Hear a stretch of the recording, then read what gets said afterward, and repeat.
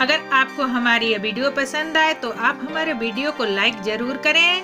अगर आप चैनल पे नए हैं तो लाल कलर के सब्सक्राइब बटन को दबाकर घंटी बजा दें ताकि हम जो भी वीडियो डालें वो आपके पास सबसे पहले पहुंचे। धन्यवाद। जय श्री राम। आपका स्वागत है हमारे channel A to Z Geetmala Haridwar वालों पे। अगर आपने अभी तक मेरा चैनल सब्सक्राइब नहीं किया है तो फटाफट कर लीजिए।